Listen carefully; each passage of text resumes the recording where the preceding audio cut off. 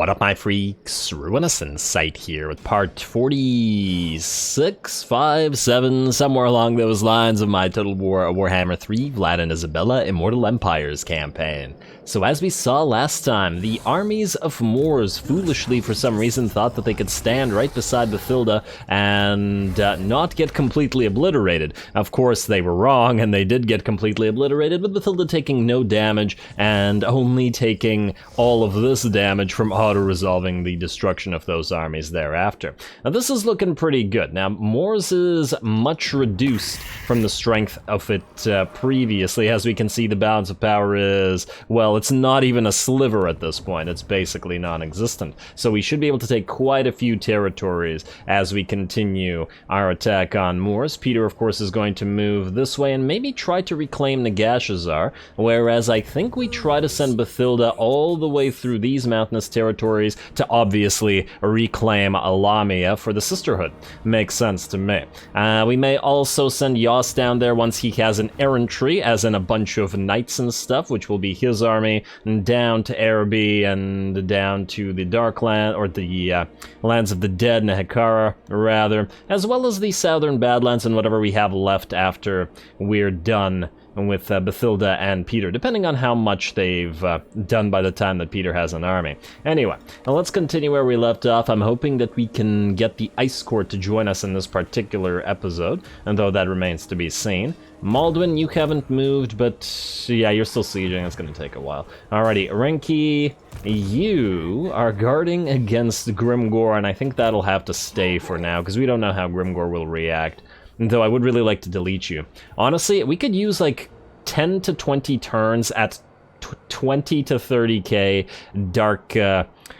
dark magic income per turn. That would basically have us set for the rest of the game in terms of money. We just need to develop a few provinces. Actually, speaking of developing provinces, we got a little bit of cash that we got from Vlad fighting Throg last episode, so we could upgrade something. Sartosa Harbor, for example, 200 extra money per turn. Seems like a decent investment. And we probably do want to upgrade Lucini and Rifrafa as fast as possible as well. So we shall do so next turn, presuming that we can afford it and don't have to raise a bunch of extra stuff. Yeah. Key here is definitely to actually raise all these provinces that we have now. Cursed Fields? Sure. More money, more control, though we do need to get that Graveguard Watchtower here. And oh, I just realized, Matorka can't have a gibbet. That's always disappointing. Gotta have more gibbets or gallows. Anyway, I believe that's it. Let's get a new piece of tech research. Still 495.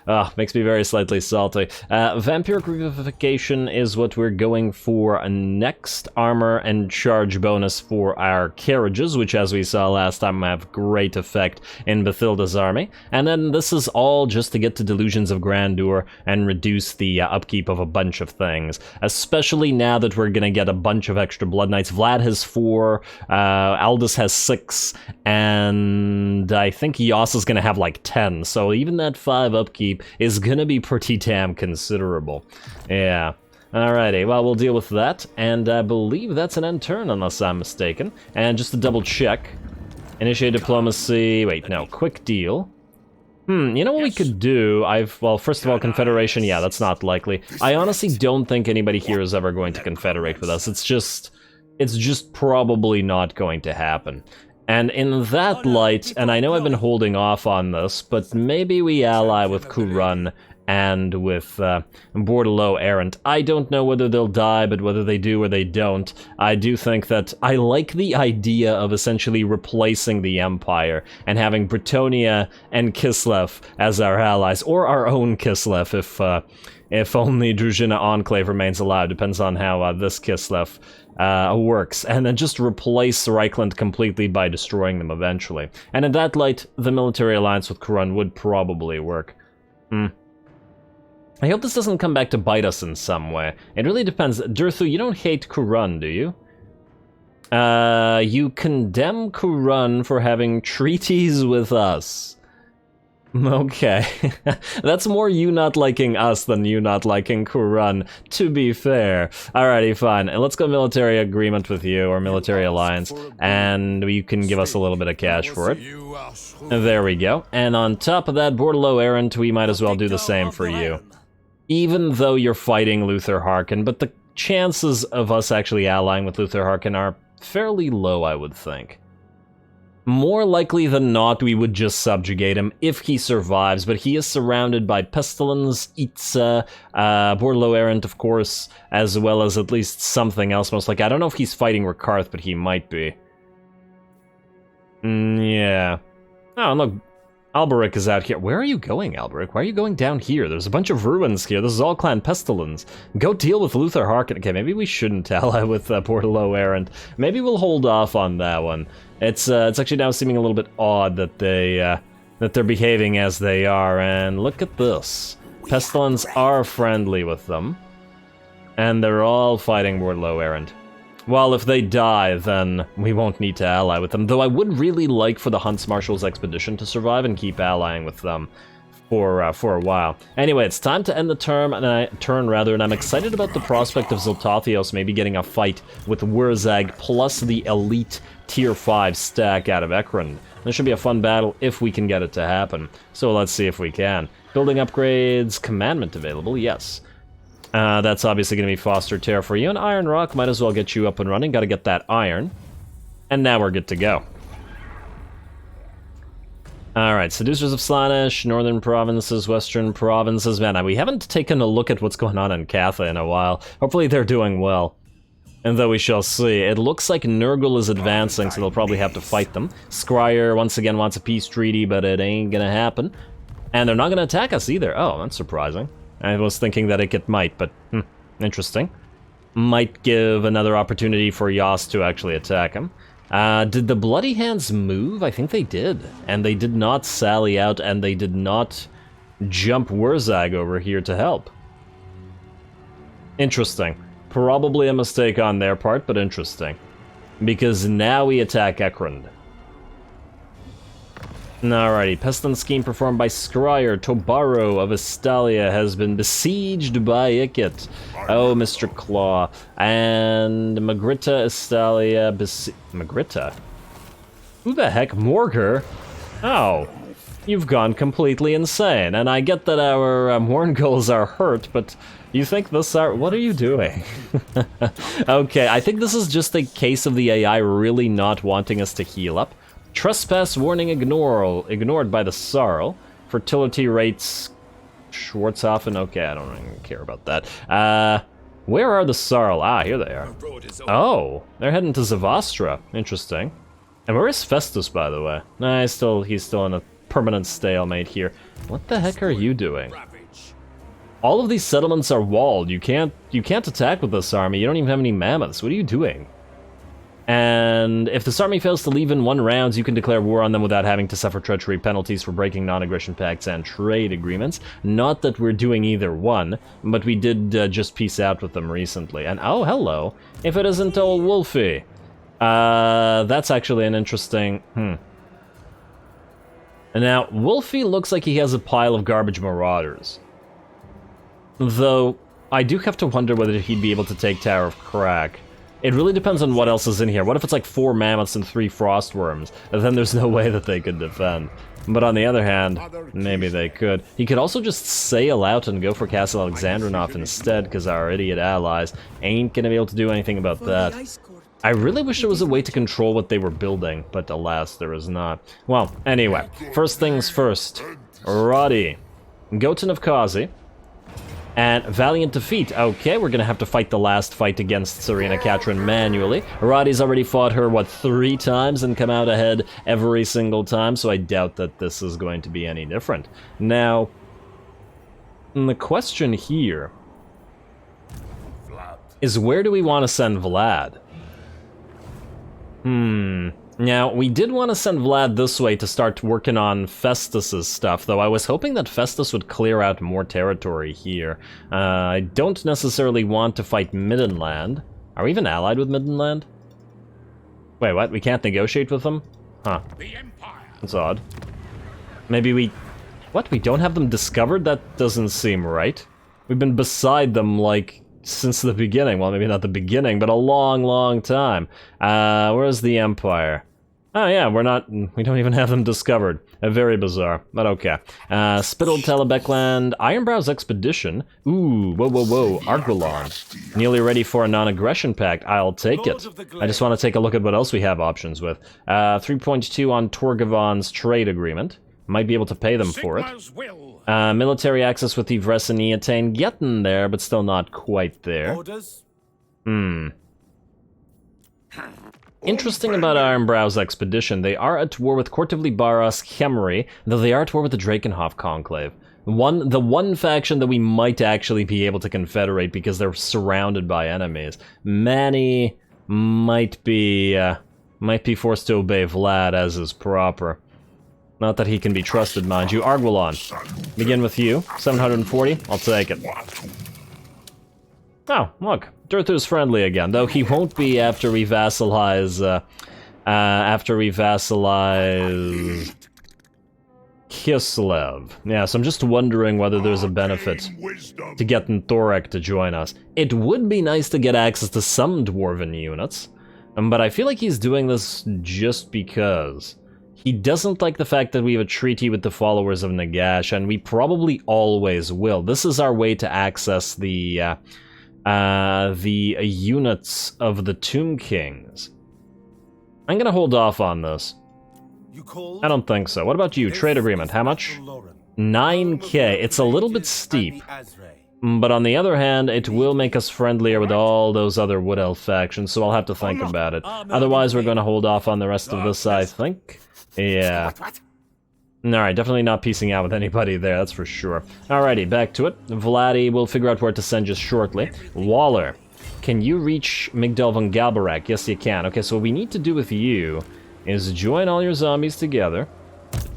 And, okay, delete one of them. Oh, I wish it was this one. Oh well. Delete one of them and replace them with a new one.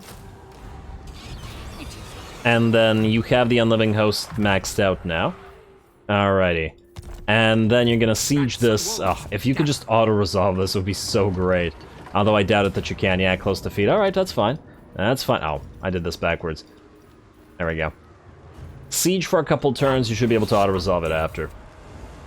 I mean, we could win just by... I mean, we could attack it, but it seems like such a trivial battle, I'm almost not wanting to waste the time doing so. You do have Siege Attacker because you have the Crypt Horse, so we could break through the gate.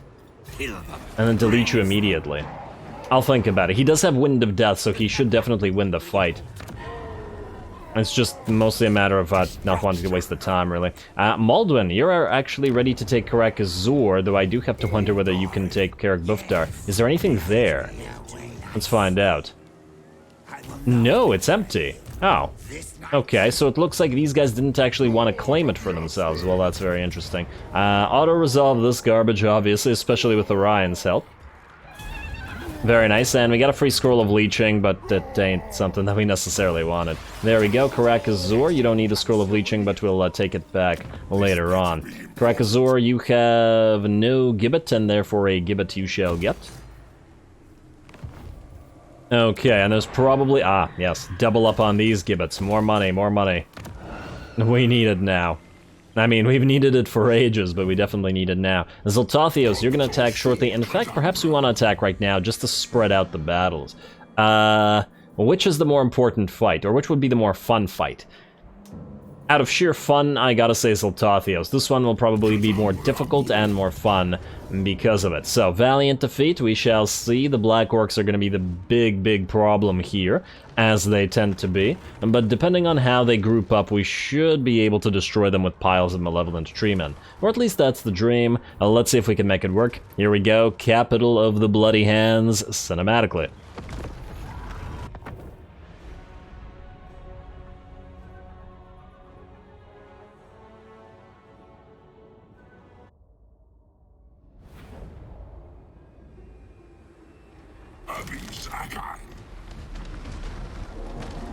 Alrighty, well, here we go again. The March of the Malevolent Treemen returns. I am pretty damn excited for this battle as, well, I really enjoyed the last 2 times that we managed to get battles going with Ziltathios' army, and this should be a pretty proper battle, as the enemy has a fairly decent garrison with some black orcs, a bunch of trolls, things that can certainly kill or otherwise be quite scary to our Malevolent Treemen. Now that said, look at those stats, 64 in the melee attack and defense, and the weapon strength plus a massive amount of armor and splash damage, 20 base physical resistance and 30% missile. They also have frenzy. Yeah, that's pretty damn good. Pretty damn good. The enemy is going to have trouble with these, because every single one is essentially like a lord, aren't they? In fact, their stats are considerably higher than that of Ziltathios, our tree man, though he is only at level 14, to be fair, and he can cast things. So there is a little bit of a difference, and that Life Bloom and that Earth Blood are going to come in really handy on this blob, which are going to make it through that gate shortly. Now, the way that we've set this up, other than that, is obviously one to stay away from the fort tower. Once again, this is that awful map for the AI that has a massive blind spot because of this cliffside here, so towers can't actually do anything if you approach from these angles. Now, we have our 2 fast-moving units, our giant spiders and our giant wolves, to attack this gate, where there is a single little lone unit of orc error boys. And then out here, we've sent in our 2 flyers, our bats as well as our manticore. Yeah, we've actually got a decent amount of different options. We've got infantry, we got flyers, we've got pseudo-cab in the form of the giant fast-moving doggos and spiders, and then we have our monstrous units, we have our monstrous infantry, and then even a single unit of range out of our glade guard, which are currently in our towers. Oh, and it's interesting to see that we have the undead towers, which does make sense, rather than the wood elf towers, but you can't tell me that these all don't look appropriate. Imagine if these towers, they had their balefire lights replaced with the purple malevolent glow that the dryads have, or the malevolent dryads have. That'd be great. But these 2 color schemes do work quite well together as well, so I think this all works very nicely. Anyway, the towers are going to be standing here and waiting for those black orcs to get off the walls. I imagine they will, as the AI has a tendency to get those guys off the walls as soon as we break through the gate, which will happen relatively shortly, I would imagine. First of the enemy towers is gone, and our flyers are going to move to the second, and maybe even to try to catch this goblin rock lobber. Though otherwise, until the gate is broken, this is relatively uninteresting, so I'm just going to speed it up until something breaks. And oh, there we go. Well, the gate has not broken, but the flyers have certainly arrived to kill, or hurt at least for now, the first of the enemy units that we can attack here. And the only artillery piece that they have, and leaving it unprotected, a bad idea, orcos, bad idea. And this thing's already at half HP and will be done for shortly. Well done, Batties, and well done, Manticore, leading them.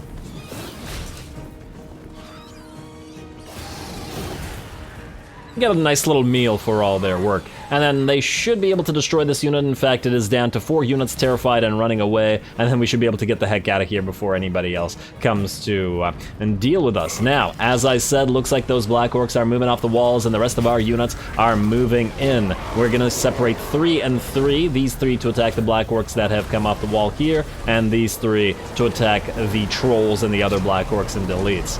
There we go. You gotta love that splash damage. They're like a living wall that deals splash damage, because how is the AI going to get through them like this? At least without a massive amount of ranged attacking. And between our physical and missile resistance, we have like a 50% resistance on top of that.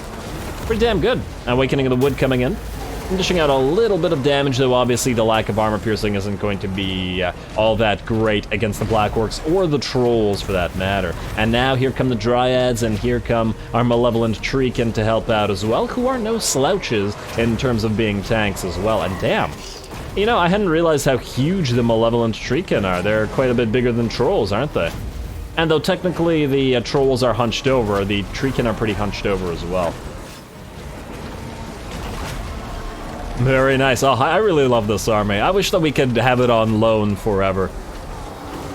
But we don't have a technology that reduces the cost of getting this army. Yeah, see, when they have inevitably come out with Neferata, and there's no way that they don't come out with Neferata. There's absolutely no way. We all know that they're going to add her. It would be insane not to, because that's a great lord to add that they've been teasing since, you know, basically game 1, and, well, at the very least, since Tomb Kings, considering all the references as well. But yeah, anyway, I digress. There will probably be something of a different something of a different idea about the Lamian faction and the way that it controls things, most likely controlling armies and that sort of deal, as in techs that allow them to, you know, be manipulative and stuff. So I can't wait for that. Plus, they should really do a rework of the Vamps in concert with that, because the Vamps could use a lot more love. Although, once again, I'm just a teensy bit biased. Nice little crushing of an enemy infantry unit with your root leg, by the way. I really love that animation. Yeah, good, you're doing a great job, Zoltathios. Great job, buddy. I gotta enjoy this army while we can access it.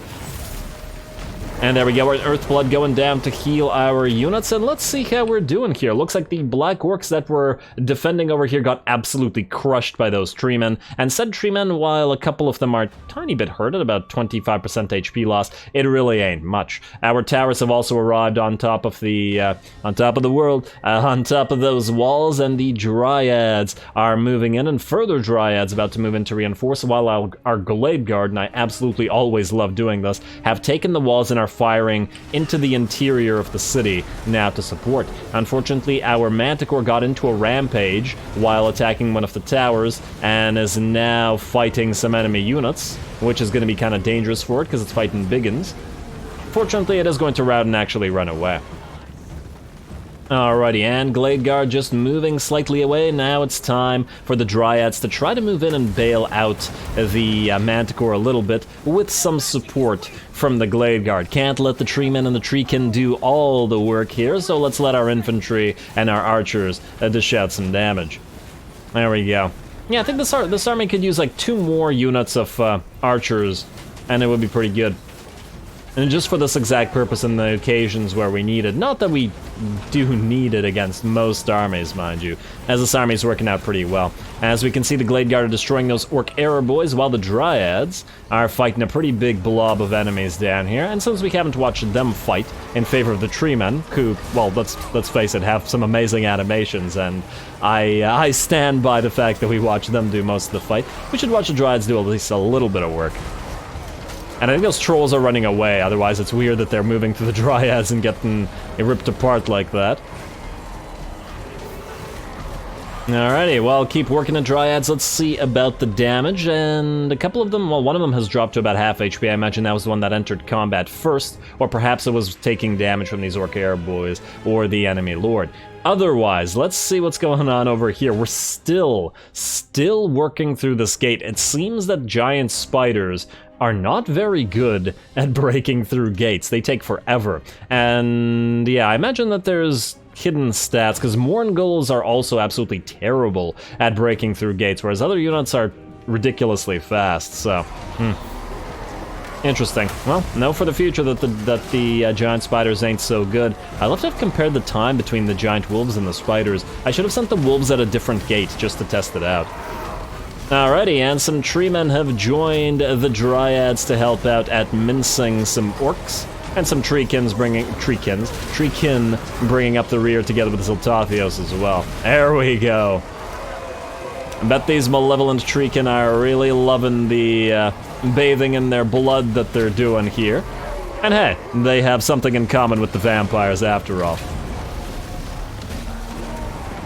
I love this army. I know I say it every time, but there we go. Alrighty, well, it looks like the enemy force is very badly beat up at losing about half their army at this point. Their lord appears to be booking it the heck out of here, which makes sense, as it is a goblin lord after all, having seen 3 full stacks, or full units rather, of Black Orcs run away and get absolutely destroyed. Otherwise, our own army isn't really that badly damaged. A couple of the Dryads are hurt, but otherwise, we're pretty good, and we can probably heal all this in a single single turn, and may even be able to heal a decent amount of it via Earthblood as well. We've also got our giant spiders and our doggos into the enemy settlement finally, and we're gonna walk around, or run around rather, trying to capture all the points that we can while the enemy is distracted.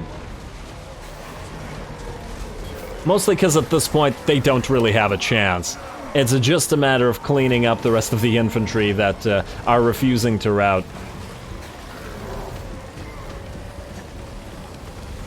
And there we go. Looks like a giant pile of units here that we're holding out have routed, and we're going to chase them down with a few of the hurt units of Dryads so that they don't get more hurt, while the rest of our units move in to kill a few more. There we go. I do like using the treemen in blobs like this because then they can't get surrounded. Essentially the same idea as using great eagles or using manticores. You generally, and I know that we only have one manticore here, but you generally don't want to use them by themselves. I like to use them in threes. Twos can work as well. And there we go. Those archers are dead. Some dryads and treekin moving in as well. Though we do still have a few more units to kill, there's a very, very brave unit of orc boys moving in to try to reinforce after they saw what happened down there.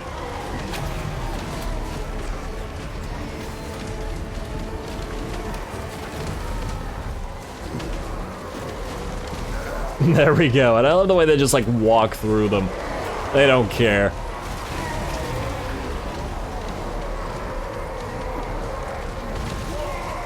I would imagine it's probably almost impossible to damage a Malevolent Treekin with non-enchanted axes.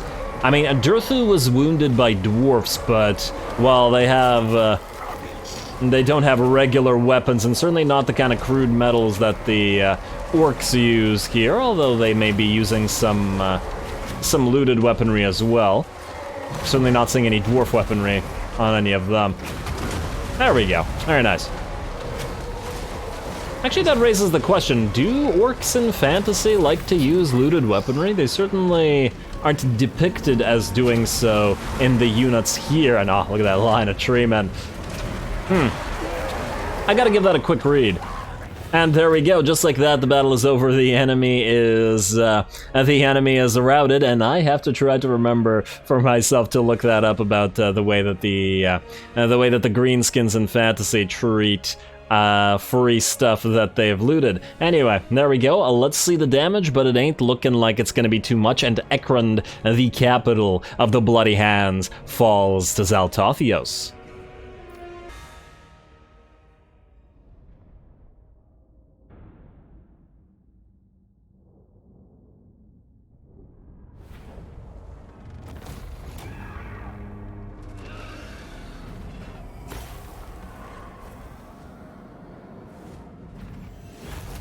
You know, I rarely give praise to the AI for most things, but I want to say that I've kind of grown to like this army. It's surprisingly well balanced, considering what it is. It does have the main body, which is very, very, tough to destroy because of all those malevolent treemen and the treekin. It's got the dryads to do damage, and it's got a tiny amount of specialists of each kind. Yeah, it's light on range and it's light on cab, but it's got a little bit of flyers to do jobs like destroying those towers and silencing those artillery. It's got the Glade Guard, only just one, but it did provide a decent amount of damage, equivalent to the highest damaging treeman, and more than the rest of the treemen, to be fair, though it did have a great vantage point from on top of those walls. Then it's got the fast movers to either capture stuff or run enemies down, and then of course it has a couple of casters.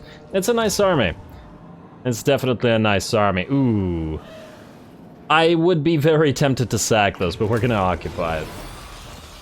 It's a tier 5 after all, so we can occupy it at tier 4, which is pretty damn nice. We are gonna have to spend all our money on it immediately, but, well, that's something I can certainly live with. We're probably gonna need a Balefire Brazier here, but let's start with at least a Charnel Pit, a Gibbet,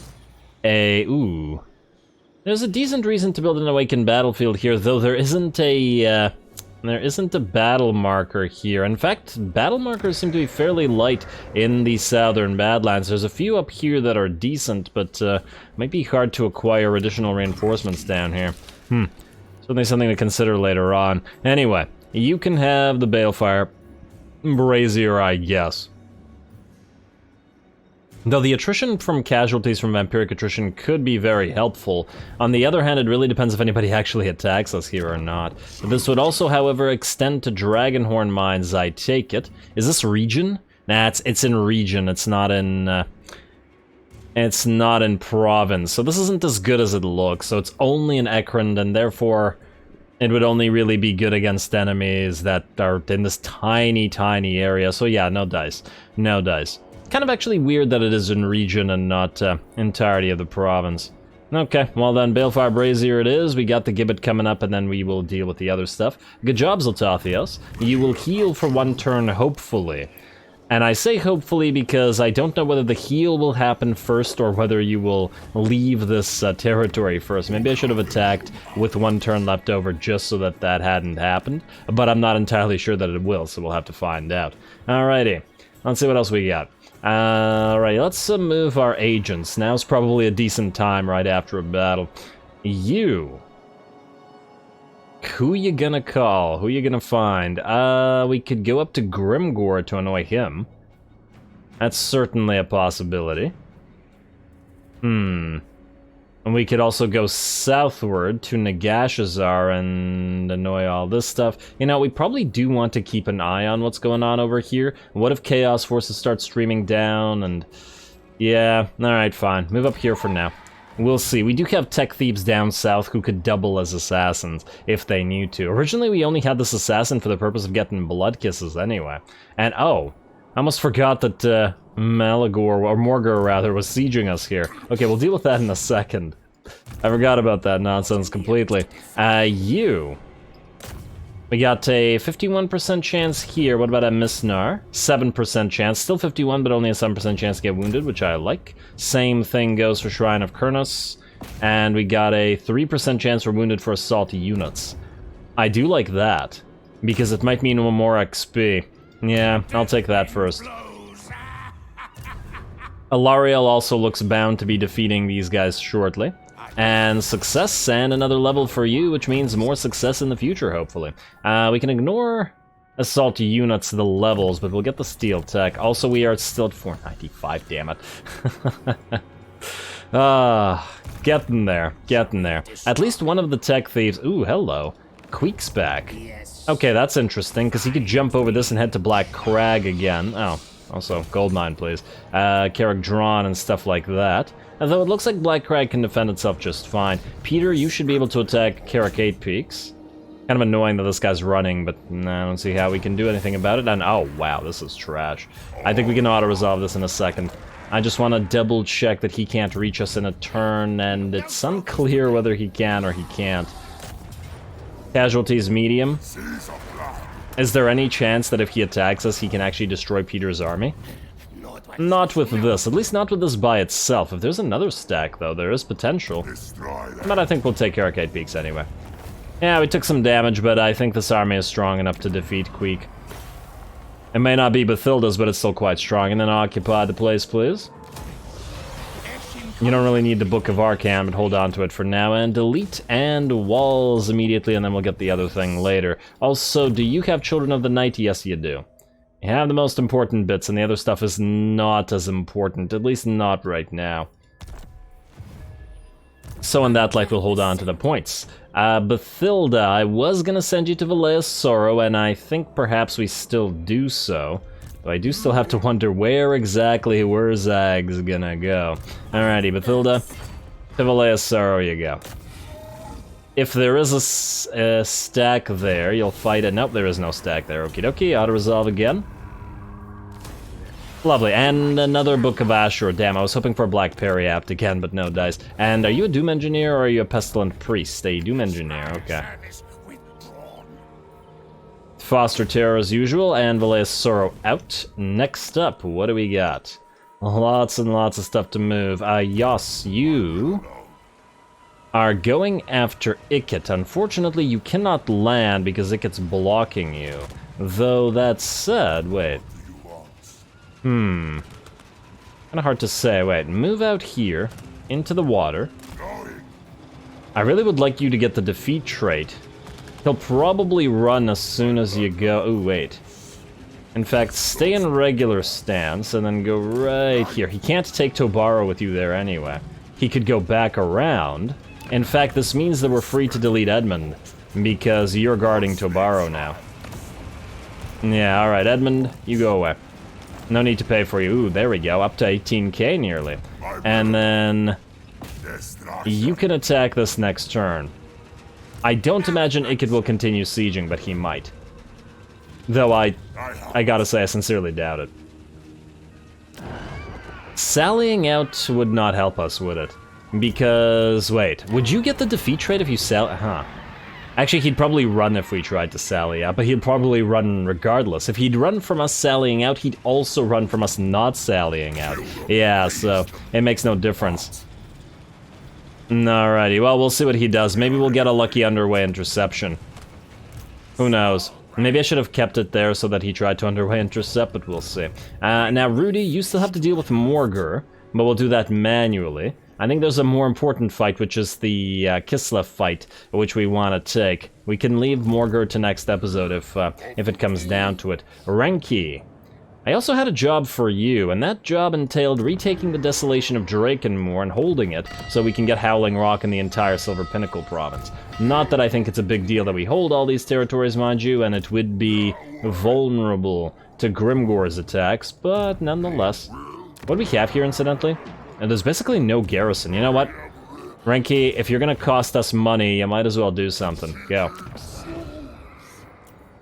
And honestly, I doubt that Grimgor, even with a full stack, could take the Silver Pinnacle. At least not easily, that's for damn sure.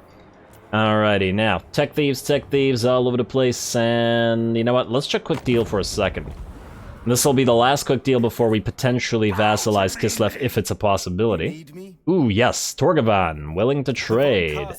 Very nice. Ooh, wait, if they're willing to trade, would the other elves be willing to trade? That's possible, but let's do this for now.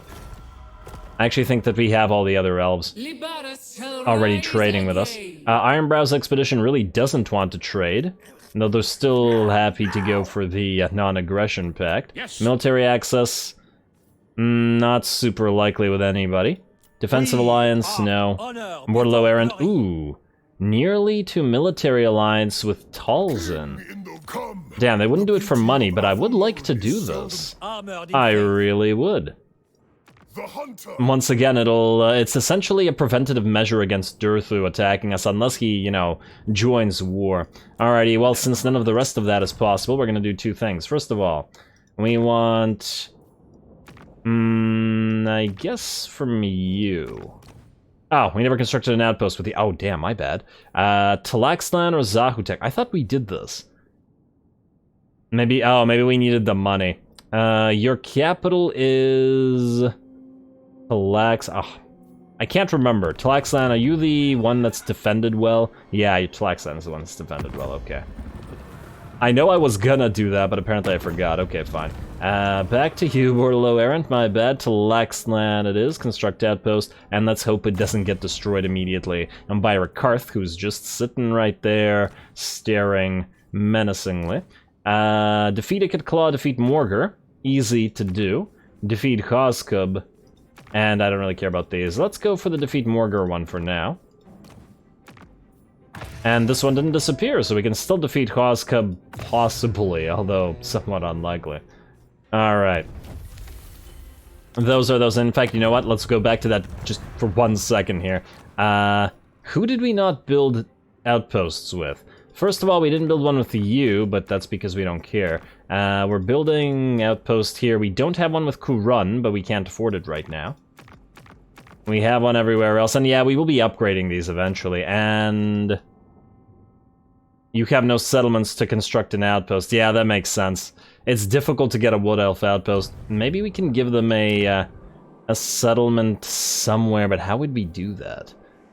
I guess they have an outpost both in the Oak of Ages from Vidrioth and then Arguelon here. Oh, no, Torgavan here.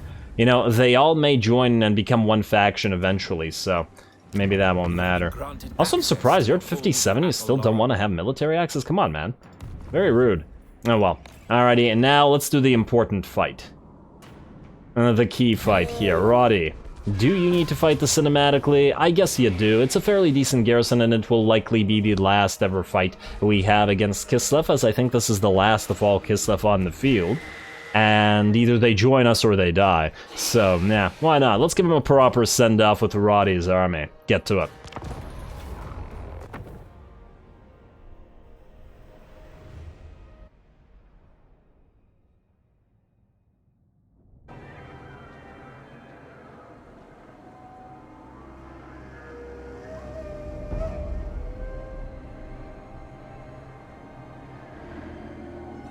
Alrighty.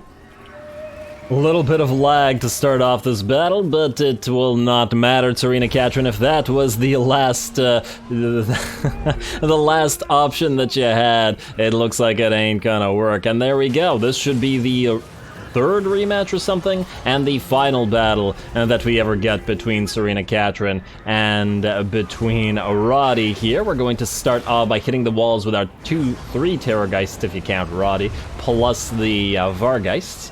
And man, I'm still really ambivalent on whether we keep the Vargeists in this army or not. Technically, we weren't originally going to build this army with Vargeist, but they do seem to have a decent amount of value, in addition to the Terrorgeists, who are also going to get some breaths down. Obviously better on characters, but I really like to put them on cooldown as fast as possible.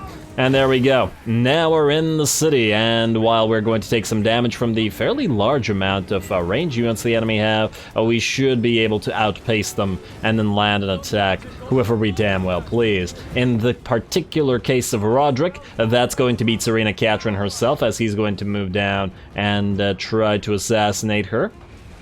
There we go. Had to get around this little rock or whatever. And let's see if she decides to stay and fight.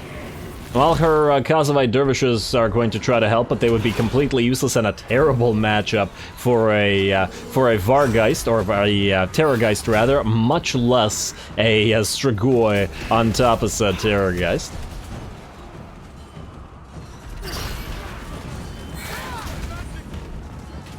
And you know, now I'm just thinking, look at the blue glow of the ice magics and the crystals that, or presumably ice crystals, that all the Kislevites use. And I just realized that that color scheme somewhat works with the balefire glow of the undead. So perhaps you really should join us after all there, Tsarina Katrin. Well, it looks like Roddy is surrounded while Tsarina Katrin tries to run away, but Roddy has so much health and so much healing that it's going to be very difficult for them to do anything. Over on this side, we have our 2 Terrorgeists working on the piles of enemy winged lancers. Interesting that the winged lancers are all here, while only Kazavite dervishes are trying to protect the Lord. This is also still a pretty damn great matchup for the Terrorgeist, who are obviously anti-large and great at eating horses like this.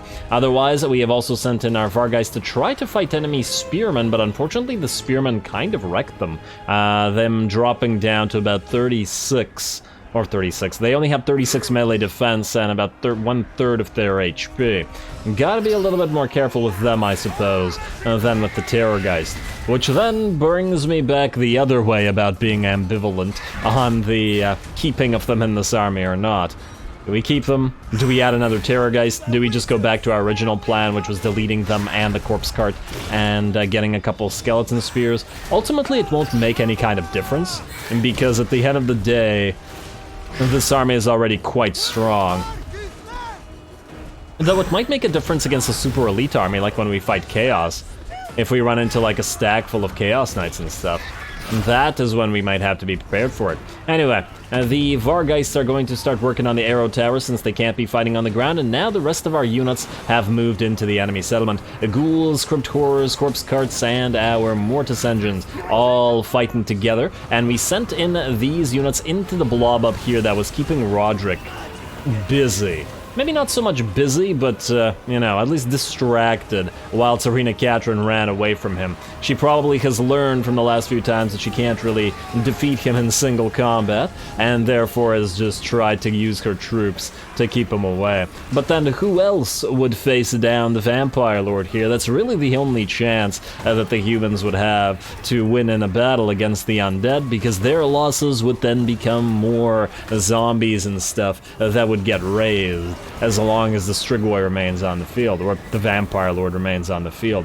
Though that said, obviously the necro mastery of a Strigoi pales in comparison to most other bloodlines. In fact, they're pretty hampered in terms of their magical uses, and there are plenty of vampires that are pretty just bad at vampire lore, or outright don't use it that much. It's not like they're all studious. Plenty of blood dragons don't really cast anything, they just live as vampires. We just tend to have vampire lords. But you could, like if the devs wanted to, they could very well make, for example, blood dragon heroes that can't really cast much of anything, but instead function a little bit like, you know, super powerful White Kings. In theory, if they wanted to. But anyway. Well, let's see what we've got here. The enemy army is looking pretty bad. The balance of power about 80% in our favor now. Roderick's moved in to help his Terrorgeists, although they really aren't that hurt, especially now that the Mortis engine is here to help them heal up. Vargeist's still flying around somewhere, probably going after the towers. Oh no, in fact they've moved down to help some of these Crypt Ghouls, probably so that they didn't get too damaged fighting some armored Cossars, I want to say. No, just regular Cossars. And Serena Catron's still away from Roderick. Well, we'll get her eventually. On the bright side, the enemy's doing a pretty good job with the Dodge's Hearth Blades here, who have killed 68 units, though I'm sure plenty of those have been zombies, but have managed to damage a couple of units slightly, though the heals are coming back to help those out. Obviously, it's a pretty decent regiment of renown here. They look pretty nice too. They would actually work with our color scheme because they're all red like our uniforms are. They should really join us.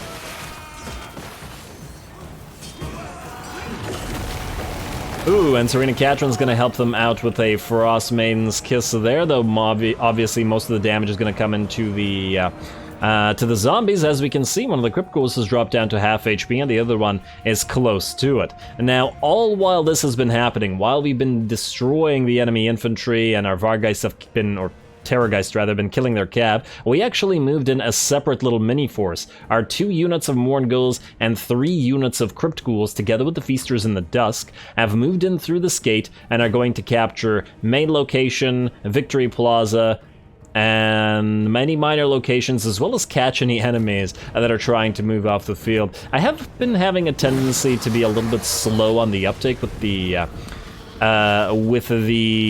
Morn Ghouls in particular. In general on field battles, it seems like because of their relatively slow, compared to what you would think, movement speed, and they haven't always been able to enter the fray before anything. But if we use them to catch enemy units as well as to capture stuff, it should be pretty good. And if other units came in to try to stop them from capturing things, they're quite strong and would be able to fight them, especially when mixed together with a poison-applying unit of Crypt Ghouls. So I think maybe that's a decent use for them. Otherwise, the battle appears to be pretty much over at this point. A few Terrorgeists are now just trying to catch and kill any isolated units they can find, prevent them from firing and hurting any of our Crypt Ghouls. And of course, once again, Roderick is going after Serena Catron here, who is now at about half HP, and is now actually fighting. There we go. All that running wasn't going to help, because at the end of the day, all of your troops will die, and then you will have to fight anyway. So really all you've done is delayed the inevitable. Really, you should just pledge the Kiss the Fight's fealty to Vlad at this point.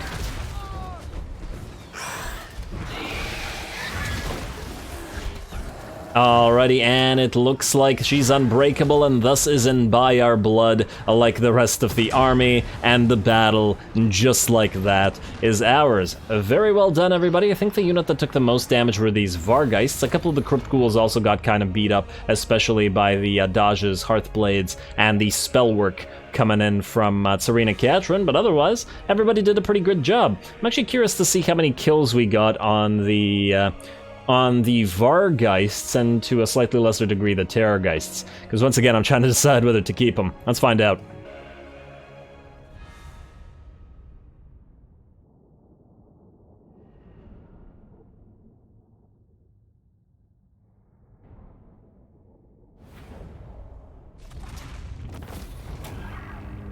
Alrighty, and yet another victory for Roderick against Tsarina Katrin, and a pretty darn comprehensive one, I gotta say. The Vargeists certainly got beat up, but that was mostly due to focus on them while they were in the air, and they are the only temporary unit, well, I guess, other than the corpse card, the only other temporary unit in this army. Though honestly, they've been doing so well, I now hesitate to delete them. The Mournguls rarely end up joining the fray in the sieges, mostly because they run around in the background. Let's see. In fact, they out damage Roderick very, very slightly, though nothing compared to a Mortis engine, but still, makes me think that what if we just get a second Vargeist in here and we're done. I'll think about it. Now, aha, so it looks like these guys will not be subjugated. They would rather die. So we have two options. We could try sacking the place. You know what, sack it.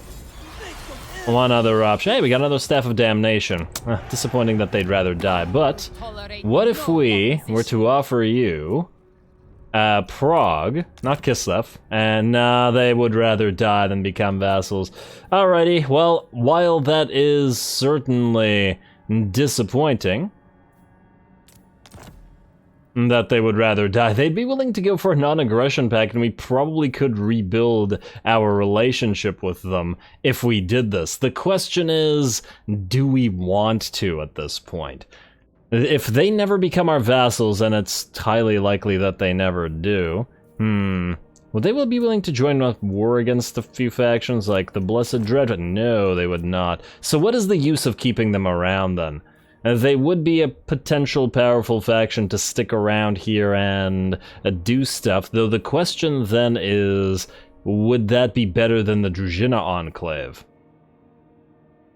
Another problem is that they are defensive allies with Reichland, so they will hate us once we declare war on Reichland. Yeah, we probably just destroy them and keep the Družina Enclave around them, though I still find it weird that the Družina Enclave aren't building anything. It might be because they're a minor faction, they're programmed to be weak and pathetic, which is not so great. Would you do it for Kislev itself? 7.2, yeah, not much of a difference. Yeah, they really would, they really don't want to vassalize, do they? Not like we'd be giving them Kislev anyway. Yetchich, they really want Yetchich back. Not super surprising. Yeah, I guess Yetchich is the most important one. I really wish you could offer more than one settlement, like offer them a dozen settlements. Well, we wouldn't do that, but there's like 5 or 6 that we don't need. I guess we destroy them then. Oh well, what can you do? There's no way to, like, revive them, is there? Huh. What if we raised Nivkazi? And then went... No, I don't think we can. Wait, how did we get Družina Enclave? Where did this faction come from? I don't even remember. I think maybe there was a rebellion and they reclaimed something? Maybe that's how we got them? Huh. And also, I do remember that it was kind of weird, the way in which we got them to join us as a vassal, right? They really didn't want to, then we gave them a random settlement, and then they were suddenly, oh, well, never mind. Maybe we do want to, after all. Should we give that a try? You know what? I'm gonna call the episode here and I'm gonna leave it up to you guys. If anybody has any ideas for how to possibly vassalize Kislev here, let me know and I will give it a try next episode. Otherwise, let me know if you think we should just outright destroy them and allow the Druzhina Enclave to replace them. The only reason I don't like the Druzhina Enclave right now is that, once again, they're not apparently building any of their good buildings to get decent units on the field. All garbage Kossars, which obviously lose to auto-resolve. And then the other thing is the Druzhina Enclave, for some reason, somehow, has massively pissed off Durthu. He hates them, and I don't know why, but anytime we do anything with them with regards to a deal, like giving them territories, Durthu suddenly despises us. It's in fact why he took away his original non-aggression pact and his military access that we had with him earlier. And I'm not sure that he actually cares about Kislev, because as we can see here, there is no approval for the war against Kislev. Well, I guess we'll try to figure it out next time, so let me know what your thoughts are. Stay tuned for more Vlad and Izzy. Plenty stuff to do as yet, as we both move north, south, and east and west, and in every direction. We should also destroy Morgur and take out the Clan Skryskaven for good next time, as well as probably the Warherd the Shadow gave, and then either head to sea or maybe to the Galleon's Graveyard, depending on how the High Elves are feeling by then, but we'll have to find out the next time, so stay tuned for more. Don't forget to leave a like and comment. All glory to the algorithm, and thanks for watching.